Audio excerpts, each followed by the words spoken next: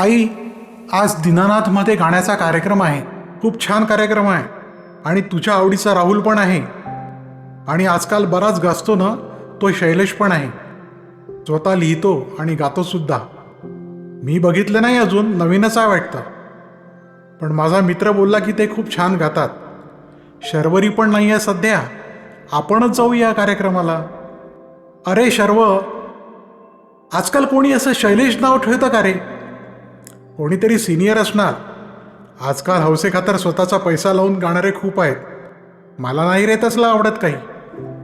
गाणं कसं सुरेल हवं, वसंतराव गायचे तसे. अगं हो ग, पण तुला राहुलला ऐकायला तर आवडतं ना. मग एखादे गाणे नवीन गायकाचे पण ऐक की. बघूया कसा गातो तो. आणि तो लिहितो स्वतःची गाणी. बघ हं बाबा, विनाकारण तिकिटाचे पैसे वाया जायला नकोत. आधीच तिकीटं महाग आणि राहुल गायचा एखादं गाणं, बाकी शैलेश आणि त्याचा कंपोज गायचे. म्हणजे आपल्या संध्याकाळचा आणि मूडचा पार विचका. असू दे ग, जाऊया आपण. ठीक आहे रे बाबा, मी पण खूप दिवसात लाईव्ह काही ऐकलंच नाही. चल जाऊया, बघूया कसा आहे तुझा शैलेश तो. शर्व बाहेर गेला. अपर्णा, आपला मुलगा शर्व आणि सुनेसोबत आनंदात होती. अचानक पती गेले, पण मुलगा आणि सून दोघेही तिची खूप काळजी घेत.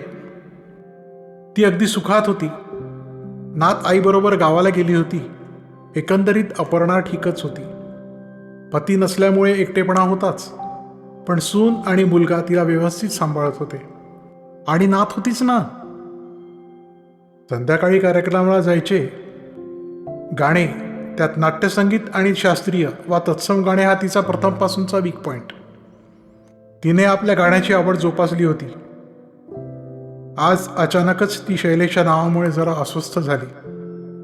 भूतकाळ आठवू लागली. अमरावतीचे ते दिवस. आणि हो, शैलेश सुद्धा. कुठे असेल तो? बऱ्याच वर्षात काहीही माहिती नाही. आणि आता गावाकडे राहणे तरी कुठे होते. खूप छान होता शैलेश. त्याच्यासारखा व्यक्ती पुन्हा अपर्णाने बघितलाच नाही. साधा, हुशार आणि शालीन, मृदू स्वभावाचा. कोणाशी पटकन बोलत नसे, पण अपर्णाचा खूप जवळचा मित्र. सदैव वाचनात गुंतलेला, कुठेतरी हरवलेला आणि अंतर्मुख. त्याचे वागणे, त्याचा प्रामाणिकपणा अपर्णाला मोहित करत असे. पण हा आपला लिप्त आणि जरा सावधच. बरीच वर्ष, म्हणजे शाळेपासून ते कॉलेजपर्यंत ते सोबत असत. ही कधी बसने तर कधी लुनावर. तो मात्र त्याच्या जुनाट सायकल तर कधी विनोबा ट्रेन. पायी चालण्यासाठी त्या काळी विनोबा ट्रेन हा परवलीचा शब्द होता. चालताना तो गुणगुणत असे. अपर्णा पण कधीमधी त्याच्याबरोबर पायी जायची. मग दोघांच्याही आवडीचे गाणे गुणगुणणे चालायचे. तिला आशा भोसले, जीव लगा, रवी मी चंद्र व इतर गाणी आवडत असत. तो मात्र बरीचशी आर्त विराणी, सखीमंद झाल्या तारका, कैवल्याच्या चांदण्या वगैरे वगैरे गुणगुणत असे.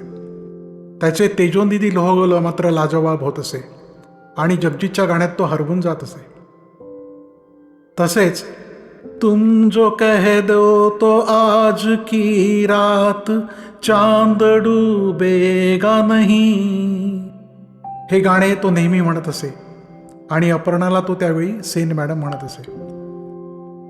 अपर्णा त्याच्यात गुंतू पाहत होती, पण हा मैत्रीतही तिचा आब राखून होता. त्याने कधीही लक्ष्मण रेषा पार होऊ दिली नाही. आणि म्हणूनच तिला त्याच्याविषयी खूप काही वाटत होते. ती घरची सुखवस्तूच. हिला पुण्याकडून चांगले स्थळ आले, मागणी घातली. सगळेच छान होते. होणारा नवरा, त्याच्या घरची सगळी मंडळी सुशिक्षित, समंजस आणि श्रीमंतच होती. तिला काही समजायच्या आतच लग्न ठरले. एक हुरहुर होती. ती शैलेशला भेटली. त्याला लग्नाविषयी सांगितले. तो मात्र जरा दुःखी आणि चिंतेतच वाटला. तिला काहीच कळलं नाही. तसे आपल्या घराविषयी तो फार कमी बोलत असे. मात्र तिने त्याला सांगितले, तू एकटाच माझा खराखुरा मित्र आहेस. तुला लग्नाला यावेच लागेल. तो म्हणालाही, नक्की. आणि तो स्वतः छान चित्रही काढत असे. त्याने अपर्णा सेनचे पेन्सिलने काढलेले पोर्ट्रेट तिला लग्नात मित्रांसोबत पाठवले. तो का नाही आला? तेव्हा ग्रुपमधले मित्रमंडळींनी तिला सांगितलं, अगं त्याच्याकडे काहीतरी प्रॉब्लेम झाला आहे आणि तो इतक्यात कोणाला भेटला पण नाही. फक्त हे पोर्ट्रेट मात्र आठवणी चित्रासोबत पाठवले. शर्वच्या आवाजाने अपर्णाची तंद्री भंगली. काय ग आई, कसल्या विचारात आहेस? काही नाही रे, बस जुन्या आठवणीत हरवले होते. थांब, मी चहा टाकते तुझ्याकरता. आज चहा करताना पण ती हरवलीच होती. शैलेश कुठे असेल? इतक्या वर्षात आपल्याला त्याची साधी आठवणही झाली नाही याची तिला खंत वाटायला लागली. कसा असेल? कुठे असेल? त्याचे लग्न झाले असेल का? आता त्याची परिस्थिती सुधारली असेल की अजूनही तेच, एकच पॅन्ट, एकच शर्ट, तरीही नेटका स्वच्छ? नाही म्हणायला लग्नानंतर 1-2 वेळा ती अमरावतीला गेली व त्यानंतर वडील भाऊ सगळेच पुण्याला शिफ्ट झाले. तिने आईला विचारलेही होते. तिच्या बहुतेक मित्रमैत्रिणींचे लग्न झाले होते. आई म्हणाली होती, एवढा चांगला मुलगा शैलेश, पण त्याच्या घरी काहीतरी भानगडी झाल्या. वडील आजारी होते. तो कुठेतरी नोकरीनिमित्त गेला, त्यानंतर कोणाला काहीच ठाऊक नाही. आणि आज अचानक इतक्या वर्षानंतर ही आठवण का? तिला वाटले, खरं तर हा चांगला गायक व्हायला हवा होता. त्याला गाण्याची आवडही होती, आवाज सुरेल, आणि त्याला गाण्याचा गंध होता. समजही छान होती. मुळातच तो हुशार होता. वाचनही खूप होते. वडील शिक्षक होते. त्यांनी त्याला खूप पुस्तकं वाचायला लावली होती. चल आई, लवकर तयार हो, आज काय झाले तुला? होते रे तयार. साधीच फिक्कट रंगाची साडी ती नेसली. दीनानाथ आले. कार्यक्रम वेळेवर सुरू झाला. राहुलने छान गाणे म्हटले.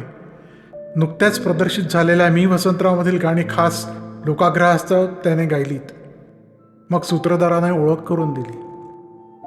आता आपल्यासमोर कवी शैलेश काही गाणी आणि कविता सादर करतील. त्यांचे खूपसे प्रयोग झाले नाहीत आणि पुण्यात हा त्यांचा प्रथमच अनुभव आहे. राहुलने त्यांना नागपुरात ऐकले. ओळख झाली म्हणून इथे येण्याचे खास आमंत्रण दिले. ते नागपूरच्या स्वतःच्या घरीच गाण्याचे वर्ग घेतात. पेंटिंग, चित्रकलेचे क्लासेस निःशुल्क घेतात आणि नोकरी सांभाळून आपला छंद नुसता जोपासित नाहीत, तर इतरांना प्रोत्साहित देखील करतात, शिकवितात, मार्गदर्शन करतात आणि वैयक्तिकरित्या मदतही करतात. आज त्यांचे शिष्यसुद्धा इथे सादरीकरण करणार आहेत. जमुना किनारे मेरो गाव, आता तरी येशील का, ची आर्ततान मात्र अपर्णाच्या मनाची तार छेडून गेली. तिला हा स्वर, हा आवाज जवळचा वाटला. त्यानंतर शैलेशच्या 1-2 शिष्यांनी खूप छान सादरीकरण केले. शाबासकी मिळवली. शिष्यांनी गुरुची मान उंचावली होती. मग शैलेशने एक कविता म्हटली. तुझ्या सवे किती मी जन्म जगावे, तुझ्या वीण किती मी जन्म झुरावे, तुला कान माझे गीत कळावे, न बोलताही तुला सर्व कळावे. ओळखीचा आवाज. कवितेतही तीच आर्तता, तोच आवाज, तीच लकम, सगळं काही तेच. मध्ये फक्त काळ सरकला होता. अपर्णा अस्वस्थ झाली. आई, काय होत आहे ग? अरे शर्व, मला ते शैलेशला भेटायचं आहे, जवळून बघायचं आहे, बोलायचं आहे. का ग? तुला तर या गायकात काही इंटरेस्ट नव्हता ना? तसं नाही रे, मी बहुतेक या गायकांना ओळखते. प्लीज बघणार रे. कार्यक्रम संपला. शर्वच्या ओळखीमुळे स्टेजच्या बाजूला रूममध्ये गायक शैलेश होते. तेथे जायला मिळाले. अंगकाठी लकबी त्याच होत्या, पण काळ खूप लोटला होता. शर्वने ओळख करून दिली आणि सांगितलं, ही माझी आई, तिला तुम्हाला भेटायचे आहे. अरे वा, नमस्कार. नमस्कार, मी अपर्णा देशपांडे. मला तुमचा कार्यक्रम खूप आवडला. धन्यवाद. अहो, अशा शाबासकीमुळे आम्हाला प्रोत्साहन मिळतं आणि आता पुन्हा अभिजात संगीत लोक ऐकायला लागली ना, त्यामुळे फार बरं वाटतं. नमस्कार. अपर्णाला आवाज परिचित वाटत होता. ती काही बोलणार एवढ्यात शर्व बोलला, आई, चल, इथे गर्दी जास्त होते, निघूया का आपण? ती पण निघाली, परंतु अचानकच ती मागे वळली आणि गर्दीतून एकदम समोर सरकली. अहो काकू, काय हे? आता नाही भेटता येणार, द्वारपाल ओरडला. तिला जाणवलं आता नाही तर कधीच नाही. ती मोठ्याने ओरडलीच, शैलेश, अरे शैलेश, मी अपर्णा. सगळेजण बघू लागले. शर्वला पण अवघडल्यासारखं झालं. ती पुन्हा म्हणाली, अरे शैलेश, मी अपर्णा, अमरावतीची. आणि तो एकदम आश्चर्याने बघू लागला. जवळपास गर्दीतून धावलाच आणि तिच्या जवळ येऊन बोलला, अगं अपर्णा का तू? सॉरी हां. अगं किती वर्षांना बघितलं, मी ओळखलंच नाही तुला. पुन्हा सॉरी हां. तिने नकळत त्याचा हात हातात घेतला आणि म्हणाली, असू दे रे, मी तरी कुठे ओळखलं तुला, पण तुझ्या गाण्याने मला पटले हा आपला शैलेश. हा शर्व माझा मुलगा. थांबते का? मी पटकन या लोकांशी बोलतो आणि मग आपण शांतपणे बोलू. थांब रे शर्व थोड्या वेळ. अपर्णाचा श्वास जोरानं चालत होता. आईला अचानक काय झालं आणि ती त्या वयस्क गायकाला एकदम अरे म्हणून का बोलवते? शर्व हा विचार करत होता. तो म्हणाला, आई तू ओळखते त्यांना? आधी नाही सांगितलंस. आज तर म्हणत होती कोण हा नवीन गायक शैलेश? नाही रे, थांब थांब थोड्या वेळ थांब, मी सांगते सगळं. शैलेश आला आणि म्हणाला, बोला. तू अजूनही खूप छान गातोस रे. अगदी नियमित रियाज केलेला दिसतो. आणि कुठे असतो, काय करतो? खूप दिवसात तुझ्याविषयी काहीच कळले नाही. अगं हो हो, थांब जरा, सांगतो हळूहळू. किती प्रश्न विचारले, एकदम कसे सगळे सांगू? लग्न केले का रे तू? अपर्णाचा आलेला प्रश्न ऐकून शैलेश त्वरेने उत्तरला, नाही. अगं वेळच मिळाला नाही बघ. मी आता नागपूरला असतो, पोस्टात आहे. आता लवकरच निवृत्त होईल. मग फुल टाईम गाणे. तू कशी आहेस? बदललीस ग तू, मी खरंच ओळखला नाही तुला. खूप उशीर होतो आई, निघायला हवे. उद्या सकाळी मला ऑफिस आहे. इति शर्व. हो रे, थांब 1 मिनिट. शैलेश तू किती दिवस आहेस इथे? 1 दिवस. म्हणजे उद्या आहेस ना तू? तू उद्या माझ्या घरी येणार आहेस की आत्ताच येतोस? शैलेशने आढेवेढे घेतले पण म्हणाला, ठीक आहे, उद्या येतो थोड्या वेळाकरिता. तुला माझ्याकडे जेवायलाच यावे लागेल. आणि हां, मी लवकर सोडणार नाही. अगं तू पुणेकर ना, तरीही एवढा आग्रह? सगळेच हसले. अपर्णाने शैलेशला आपला पत्ता दिला, मोबाईल नंबर दिला. ती म्हणाली, तुझ्या हॉटेलचा पत्ता दे, मी शर्वाला पाठवीन तुला घ्यायला. नको, शर्वाला नको पाठवूस, मी नक्की येईल. अलीकडे म्हणजे बाबा गेल्यापासून आपल्या आईला कोणाशी इतक्या सलगीने बोलताना शर्वाने बघितलेच नव्हते. आणि या अपरिचित व्यक्तीशी मात्र आई खूप जवळची ओळख असल्यागत वागत होती. शर्व आणि अपर्णा घराकडे निघाले. रस्त्यात शर्व शैलेशबद्दल तिला विचारू लागला, आई कोण आहे ग ते? तू कशी ओळखतेस? याआधी कधी सांगितलं नाहीस ते. आणि ते अमरावतीचे का? कारण तू अपर्णा अमरावती असं काही म्हणाली होतीस. पण ते अमरावतीचे आहेत तर आजी आजोबा अथवा मामा तुम्ही कधीच याच्याविषयी बोलल्या नाहीत ग. हो रे, मी खरंच त्याला विसरले होते. मी माझ्यातच एवढी गुंगली होते की मी माझ्याच सगळ्यात जवळच्या आणि चांगल्या मित्राला आठवणीच्या कप्प्यात पार आत ढकलून दिले रे. विसरले रे मी त्याला. पण आज तुझ्यामुळे मात्र ते जुने दिवस आठवले. खूप मस्त दिवस होते. माझे मित्र मैत्रिणी खूप छान होते. निर्व्याज निरपेक्ष मैत्री होती आम्हा सगळ्यांची. छोटेसे शहर आणि आमचा राहण्याचा एकच एरिया. लहानपणी खूप खेळायचो आणि कॉलेजमध्ये सुद्धा सोबत जायचो. माझे लग्न लवकर झाले. मग आईबाबा पण शिफ्ट झाले पुण्याला आणि हळूहळू सगळे मैत्र दुरावले. पण मला वाईट वाटतंय, मी त्याला विसरायला नको होतं. आता मी त्याला सगळं विचारणार आहे. तो कसा आहे, इतर सवंगडी कसे आहेत. चला उतरा मातोश्री, घर आले. अपर्णा घरी येऊन झोपायला गेली पण शैलेशचाच विचार करत होती. शैलेश बराच क्रुश झाला होता. पहिले तेज स्मित चेहऱ्यावर नव्हते. थोडा गंभीरच आणि कुठंतरी हरवल्यागत वाटला. मी खरंच एवढे बदलले का? त्याने मला पण ओळखलं नाही. असा विचार करतच ती झोपली. सकाळी उठली. नित्याप्रमाणे शर्वला डबा करून दिला. शर्व डबा घेऊन ऑफिसला निघून गेला. आता शैलेश करता काय बनवावे याचा ती विचार करू लागली. मटारची उसळ करू की अळूचे फदफदे? नको, त्याला तर तिखटाच आवडत असणार ना. शेवेची भाजी त्याला खूप आवडते. तिने छान नरम शेव आणली. शेवेच्या भाजीसाठी छान रस्सा बनवला. सोबत बासुंदी आणि कोथिंबीर वडी पण केली. अपर्णाच्या आईच्या हातची कोथिंबीर वडी म्हणजे सांबार वडी त्याला फार आवडत होती. शैलेश 11 वाजता आला. रिक्षाचा आवाज आला. तिने दार उघडले. अरे, मी गाडी पाठवली असती ना, तू पण ना रिक्षेने आलास. विसरलीस का ग? मी अजूनही विनोबा ट्रेनच वापरतो. माझं विश्व अजूनही तसंच लहान आहे ग. पण आज तुझ्यामुळे आणि तुमच्या पुण्यातील अंतरामुळे मला रिक्षा करावी लागली. ये, बस. चहा घेणार? थोड्या वेळाने जेऊ. अजून पोळ्या करणारी बाई आली नाही. चालेल ना तुला? हो चालेल, पण चहात साखर जरा जास्त टाक. हो, अगदी बादशाही चहा करते आपल्या अमरावतीचा. काय बोलावे याचा ती विचार करत होती. तो आपल्या जेवढ्याच तेवढे बोलत होता. घर छान आहे का तुझं? हो, माझ्या मिस्टरांना असे मोठे घर आवडत होते. त्यांनी बांधले त्या काळी. आता कुठे शक्य आहे? हो ना. तू बांधले असेल ना रे घर नागपूरला? नाही. चहा मस्त झाला हा तुझा. तुझे आई बाबा? दोघेही नाही. मिस्टरही गेले. अरे सॉरी. काय झाले होते ग? अचानकच हार्ट फेल.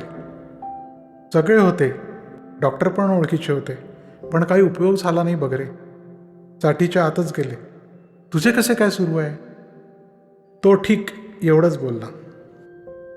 तिने ठरवले त्याला आता शांतपणे जेवू द्यावे, मग बोलूच की. चला जेवायला. गरम पोळ्या तयार होत आहेत. तुझ्या आवडीची शेवेची भाजी केली आहे. पण आजकाल आमचे तिखट आणि मीठ अगदी पुणेकरी हां. तो हसला आणि औचितपणे बोलून गेला. अगं, खूप दिवसांनी घरचे असे कोणी केलेले मी जेवणार आहे आज. ते ऐकून तिच्या डोळ्याच्या कडा अचानकपणे पाणावल्या. तो शांतपणे जेवला. अपर्णा, शेवेची भाजी खूप मस्त हां, पण या कोथिंबीर वडीला आपल्या सांबार वडीची चव नाही. तुझी आई काय छान करायची ग. अजूनही जिभेवर चव रेंगाळते आहे. जुन्या आठवणीचे सुद्धा तसेच आहे. किती छान दिवस होते. कोणाला श्रीमंतीचा माज नाही, तर कोणाला गरिबीची लाज नाही. अन्यथा तुझी आणि माझी मैत्री झालीच नसती. आणि आपल्या ग्रुपमध्ये सुद्धा मी नसतो. असे काय बोलतोस रे शैलेश? तू किती गुणी, शांत, हुशार, सुरेख गाणारा, आणि तुझे चित्र आम्हाला सगळ्यांना खूप आवडायचे हे सगळे. माझी आई तर मला सतत म्हणायची, शिक त्याच्यापासून. आणि खरेच रे, मला गाण्याची आवड केवळ तुझ्यामुळे लागली बघ. जेवण झाले. तो आता बराच मोकळा झाला होता. तिने पुन्हा हिंमत करून विचारले, शैलेश, लग्न का नाही केलेस रे तू? तुझ्यासोबत लग्न करणारी नक्कीच नशीबवान राहिली असती. तो थांबला आणि म्हणाला, तू खूप चांगली आहेस. तुला सगळं चांगलंच भासतं. पण परिस्थिती अशी आली की माझ्याशी लग्न करण्याचा कोणीही विचार केला नसता. आणि मी सुद्धा नकळत या बंधनापासून दूर राहिलो. एका अर्थाने बरेच झाले. आता मी मुक्त आहे. माझ्या असण्याने किंवा जाण्याने दुःख करणारं कोणी नसणार. कोणताही भार अथवा ओझे मनावर ठेवून जाणार नाही. माझे भोग भोगून झाले की सुटणार या चक्रव्यूहातून. हो, पण तेही नक्की सांगता येणे कठीणच. का रे, असा का बोलतो? तुझे आईबाबा होते ना, आणि तुझा भाऊ. अरे हो, तुझ्याकडे तुझी बहीण होती ना शांती. हो, सगळे होते. बाबा, आई, नंतर दादाही गेला. शांतीसोबत संबंधच तोडले म्हणण्यापेक्षा सुटलो एकदाचा त्या नको असलेल्या नात्याच्या संबंधातून. शैलेश शून्यात गेला. त्याने एक आवंढा गिळला आणि म्हणाला, अपर्णा, खूप वर्षाचं संचित आहे. आज केवळ तू एकटी आहे म्हणून सांगतो. म्हणजे मलाही मोकळं वाटेल. मनावर असलेलं ते प्रचंड दडपण आणि आलेली मरगळ निघून जाईल. तुझे लग्न ठरले ना, त्या दरम्यानचा प्रसंग. बाबा निवृत्त झाले, थोडासाच फंड मिळाला आणि त्यांना तुटपुंजी पेन्शन सुरू झाली होती. शांती माझ्या मामाची मुलगी. माझ्या आईवडिलांनीच तिचा सांभाळ केला, लेकीप्रमाणे प्रेम केले, तिचे लग्न केले. फंड काढून आणि थोडे कर्ज घेऊन लग्न केले. तिचा नवरा सरकारी नोकरीत होता. दादाने मात्र धंदा करायचा म्हणून बाबांच्या मागे सतत तगादा सुरू केला. बाबांनी थोडेफार कर्ज आणि थोडी शिल्लक जमवून त्याला वेळोवेळी मदत केली. त्याने विविध एजन्स्या घेतल्या, पण सचोटी नाही. त्यात वाईट संगतीची भर. देणेकऱ्यांचा ससेमिरा चुकवण्याकरता तो घर सोडून गेला, तो आलाच नाही. पुढे जेव्हा मी बाबा गेल्यावर नागपूरला बदलून गेलो, हा यवतमाळला एका रिक्षात मृत अवस्थेत सापडला. आम्हालाही पेपरमध्येच फोटो पाहिल्यावर कळले. आईकरता म्हणून मी यवतमाळला गेलो. पोलिसांच्या खेटा घातल्या, क्रियाकर्म उरकले. तो अति गांजा सेवनाने गेला. बापाने काय शिकवले आणि पोरांना काय केले. शांती, तिचे लग्न झाले. तिला अमरावतीला घर बांधायचे होते. तिने बाबांना पटवले की शैलेशला नोकरी लागली की तो नोकरीच्या जागी जाईल. तुम्ही कशाला आपले गाव सोडता? आपण दोघे मिळून प्लॉट घेऊ, घर बांधू आणि सोबतच राहू. मी तसा लहानच ना, त्यामुळे शांती आणि जावे म्हणतील ते ठीकच असणार असे त्यांना वाटायचे. शिवाय आईबाबांना भाड्याच्या घरातून स्वतःच्या घरात राहायला मिळेल. शेजारी शांती. आईबाबा हरकून गेले. सगळा पैसा संपला. शांतीने प्लॉट घेतला, घर पण बांधले. बाबांची ना कुठे सही ना कुठे कागदपत्र.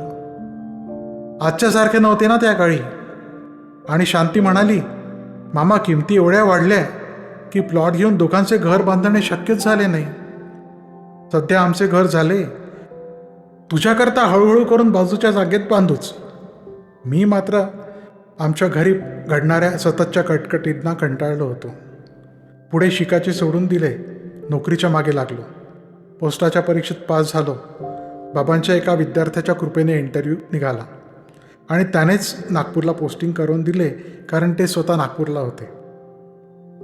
शांतीने लगेच सांगितले, मामा तू नागपूरला जा, शैलेश चांगला कारकून झाला ना. आम्ही नागपूरला आलो.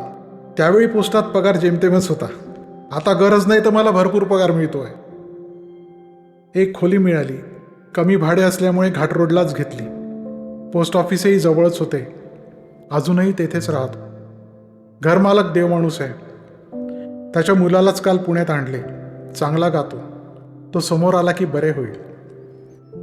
बाबा शांतीकडे गेले. मला वाटले की माझ्या लग्नाबद्दल बोलायला गेले असतील. त्यांनी शांतीला पैसे मागितले, परंतु शांती आणि जावे बापू यांनी एकदम पलटी मारली. बाबांच्या लक्षात आले, आपण पुरते फसलो. प्लॉट, घर सगळं काही जावे बापूंच्या नावाने होते आणि बाबांच्याकडून पैसे घेतल्याचा काहीच पुरावा नाही. आई तिला म्हणाली, अगं शांते, तुला एकच मुलगी आहे ना आणि ती बघते आहे सगळं. आई बाबा मात्र या प्रसंगाने खचले आणि त्याहीपेक्षा माझ्यावर त्यांनी अन्याय केला ही अपराधीपणाची भावना त्यांना जास्त घातक ठरली. बाबांनी अंथरूण धरले. पक्षाघात झाला. पुढे काही वर्ष ते अंथरुणातच होते. त्यांचे भोग काही संपत नव्हते. एकच खोली, बाबा अंथरुणात, आई खचलेली आणि कारकुनाचा पगार. माझा पुढचा प्रवास असाच होता. वरील अनुभवांमुळे मी लग्नच करायचे नाही हे ठरवले. माझे गाणेही संपले. पेंटिंगचा छंदही मागे पडला. आणि अशा परिस्थितीत मला कोण मुलगी देणार होतं? मी ठरवले, आता आईबाबांकडे बघायचे. किमान त्यांना तरी मुलगा आपल्याकडे बघतो आहे समाधान मिळू देत. बाबा गेले. खूप त्रास झाला ग त्यांना. बरीच वर्ष अंथरुणात. शैलेश थांबला. त्याने आवंढा गिळला आणि पुन्हा आपली कहाणी सांगू लागला. खूप चांगला माणूस होता ग माझा पिता. पापभीरू माणूस. अजूनही विद्यार्थी त्यांना मानतात, पण त्यांचे आयुष्य केवळ वाटेला आलेली भाऊ भोगण्यातच गेले. दादांनी त्यांना खंगविले. शांतीने तर त्यांना पार उद्ध्वस्तच केले. आणि एक शल्य की माझ्यावर या प्रकरणात अन्याय झाला. माझी काहीच तक्रार नव्हती, पण ते त्यांच्या जागी योग्यच होते. बाबा गेले, दादा गेला, आई बिचारी माझ्याकरता जगत होती. या सगळ्या प्रसंगात शांती मात्र कधीही आली नाही, साधी विचारपूसही केली नाही. आईला पुढे पोटाचा कर्करोग झाला. मी सगळे दवाखाने पालथे घातले. आईशिवाय कोण होतं माझं? मला तिला कसंही करून जगवायचे होते. मी कर्ज काढले, उधार उसनवार केली, लोकांसमोर अक्षरशः हात पसरले. फार कठीण काळ होता ग तो. अरे शैलेश, एकदा तरी आपल्या ग्रुपमधील मित्रांना सांगायचे ना रे. मला तरी बोलायचे असते. काकूंची माझ्यावर केवढी माया होती. शैलेश आणि अपर्णा दोघांचेही डोळे पाणावले. अपर्णा म्हणाली, चहा करते मी थोडा, घेशील ना? हो नक्की, चहाचं व्यसन आहे मला. मी आईला वाचवण्याचा आटोकाट प्रयत्न केला. माझ्या ऑफिसमधील मंडळींना मात्र माझे वागणे व्यवहारी वाटत नव्हते. मी या सगळ्यात एकटा पडत गेलो आणि मी पैसे मागेल या भीतीने लोकही मला टाळत होते. घरमालक मात्र दयाळू. त्याची परिस्थिती काही चांगली नव्हती, पण भाड्यासाठी कधीही तगादा लावला नाही आणि मुख्य म्हणजे घर सोडायला सांगितले नाही. शेवटी आई गेली. बरेच दिवस अंथरुणात होती. म्हणायची, मी तुला खायला करून द्यायला पाहिजे तर तूच मला भरवतो. आणि जाताना पण मला म्हणाली, पुढच्या जन्मी तू नक्की माझा मुलगा हो. किमान तेव्हा तरी मी तुझ्यावर अन्याय होऊ देणार नाही आणि तुला सगळे सुख देईन रे. आई गेली, मला एकट्याला सोडून. जगण्यात काही अर्थ उरला नाही ग. आजही मला असेच वाटते की ती आहे माझ्याजवळच, इथेच कुठेतरी. पण मला जगावे लागले. लोकांचे पैसे घेतले होते ते वापस करायचे होते. पोस्टात एक बरे आहे, वेळोवेळी फंड काढता येतो.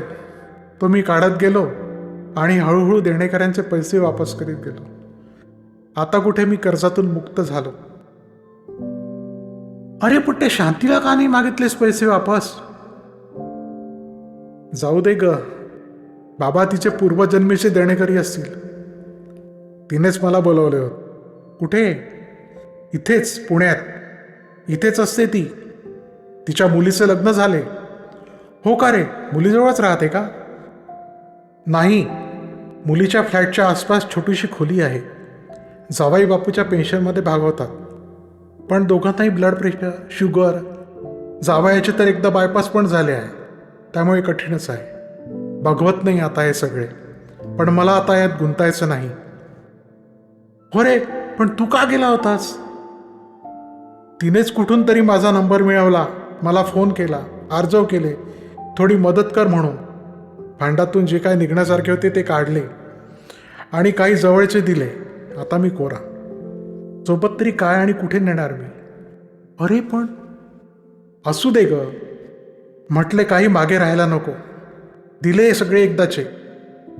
तिला बघितलं, फार वाईट वाटलं. मुलीनेही तिला घर विकायला लावले. रिटायरमेंटचा सगळा पैसा घेतला. स्वतःसाठी मोठा फ्लॅट घेतला. आईला मात्र छोटीशी खोली, तीही भाड्याची. आणि अतिशय वाईट होत.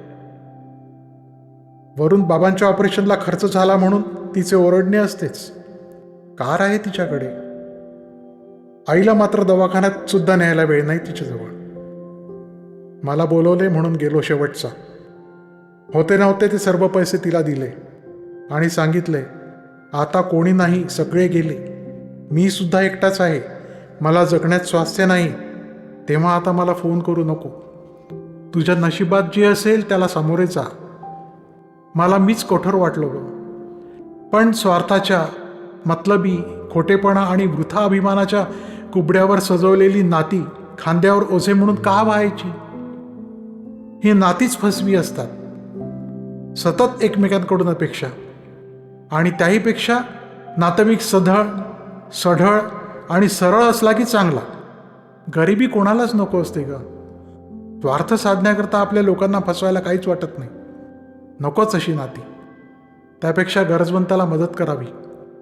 जगात अशी अनेक माणसे आहे, त्यांना मदतीचा हात दिला तर ते स्वतःसोबत समाजाचे आणि पर्यायाने राष्ट्राचे भले करू शकतात. धन्य आहे तुझी शैलेश. कसले काय अपर्णा. मला तर काय वाटते की माझ्या पूर्वकृत्याची परतफेड करण्यासाठी मी जन्माला आलो.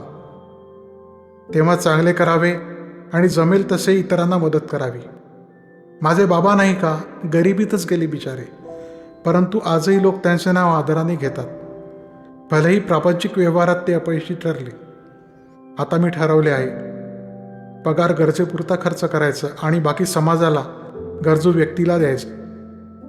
अगं, तुला आठवत असेल ना, माझी एकच पॅन्ट आणि एकच शर्ट, घरात एक पैजामा आणि एक बंडी, एवढंच. आता माझ्याजवळ 2 जोड्या आहेत कापडाच्या आणि मैफिली करता एक बऱ्यापैकी ड्रेस आहे. मी सकाळी एकदाच जेवतो, रात्री फलाहारी अथवा दुधाहारी बुवा. आता मला काही नको. परंतु मी काही कुठल्या संस्थेला अथवा मंदिर वा तत्सम ट्रस्टला देणगी देत नाही. अनुभवच असे आले, विश्वास नाही या सगळ्यांवर. त्यापेक्षा मीच गरजू होत करू शकतो आणि माझ्या परीने होईल ती मदत करतो. मी जे कार्यक्रम करतो त्याचा एकही पैसा मी स्वतःसाठी वापरत नाही. हा पैसा ज्याला गरज आहे त्यालाच मिळो, हीच भावना ठेवून मी त्याचा वापर करतो.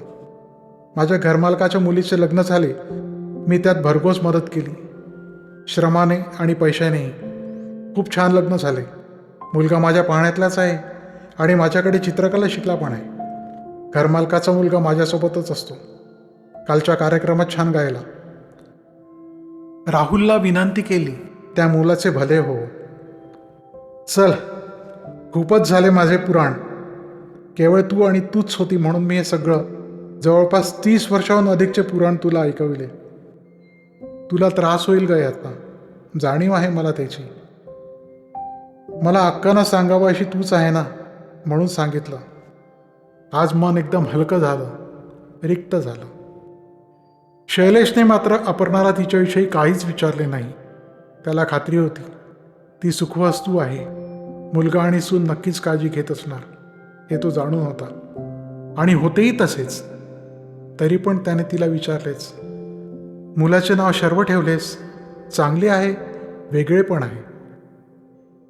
हो, शर्व म्हणजे शंकर आणि शैलेश पण, अचानकपणे ती बोलून. दोघेही आता हळवे झाले होते. त्याला काहीतरी भेटवस्तू द्यावी असे तिला खूप वाटले. पण कालपासून वेळ एवढा पटकन गेला की ती काही आणू शकली नाही. नाही म्हणायला घरीच एक नक्षीकाम केलेली पिशवी होती, तीच दिली.